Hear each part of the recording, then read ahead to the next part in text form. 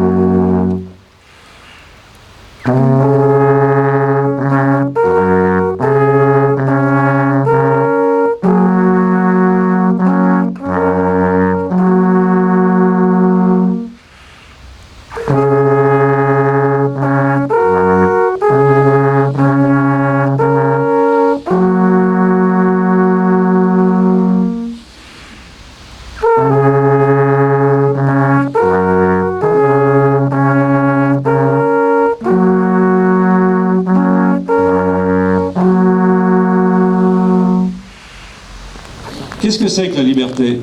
Pour nous, c'est une multitude de points multicolores dans les paupières de notre client sur un sommet convoité.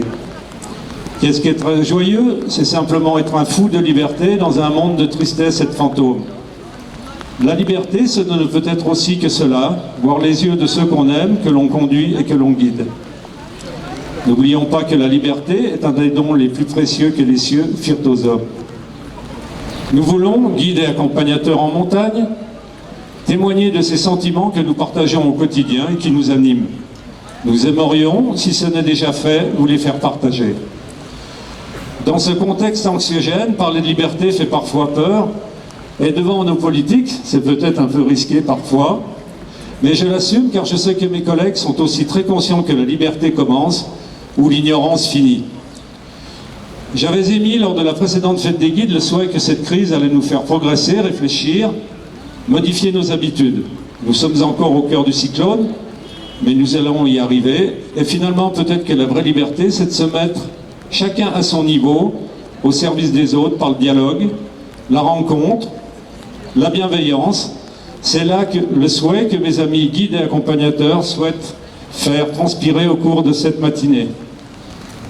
Découvrir la montagne, c'est pas uniquement faire le Mont Blanc, il y a bien d'autres choses à découvrir dans la montagne et nos compagnies des guides sont là pour vous accompagner et pour faire en sorte que vous profitiez encore un peu plus de notre terrain de jeu naturel que sont nos territoires au pays du Mont Blanc. Et donc je ne peux que vous inviter, même si je n'ai pas le droit d'en faire de la publicité, mais je ne peux que vous inviter à vous faire accompagner d'un guide pour vos courses et vos découvertes, guide ou accompagnateur de montagne. Notre territoire et nos territoires au pays du Mont Blanc sont vastes, il y a énormément de courses et de découvertes à faire, à chacun en fonction de ses capacités. Et donc les portes des bureaux des guides de nos stations sont ouvertes et les secrétaires qu'on vient de saluer à votre disposition. Et je salue le président du syndicat national des guides, Christian Jacquet, qui est à nos côtés, et à côté de nos délégations étrangères aussi. Voilà, belle journée, et puis vous voyez, il ne pleut plus. Je l'avais dit. Ah non, c'est monsieur le sous-préfet qui l'avait dit. Non, c'est monsieur le sous-préfet qui fait la pluie des beaux temps. Merci beaucoup. Et on essaye d'honorer des guides qui ont œuvré pour la compagnie chaque année. On a décidé d'honorer Alexandre Ginet, qui est qui est un guide de la compagnie de Saint-Gervais, qui a eu son diplôme en 1926. Mais son descendant, c'est Alexandre Pitin, qui est guide à Chamonix. Et on trouvait la symbolique assez sympathique, 2 Alexandres, 2 valets, 2 guides. Donc voilà, mon arrière-grand-père, Alexandre Ginet, sa fille Camille Ginet. Je m'appelle Alexandre, comme lui, coïncidence ou pas, je suis devenu guide aussi, dans la vallée d'à côté à Chamonix. La passion pour le métier est la même, des clients à qui faire découvrir, apprécier cette montagne si belle, mais je reste toujours admiratif des guides de cette époque, pas si lointaine, qui guidaient sans les prévisions météo d'aujourd'hui. Je trouve que le mot guider prenait encore plus de sens à cette époque. Certes, le matériel a évolué, mais l'esprit des compagnies est resté. Saint-Gervais, comme Chamonix, a connu ces catastrophes où les guides ont su montrer leur expérience, leur métier, leur bravoure et bien évidemment leur solidarité. Donc merci à la compagnie des guides de Saint-Gervais, merci à tous de rendre hommage à tous nos anciens qui ont su nous montrer le chemin.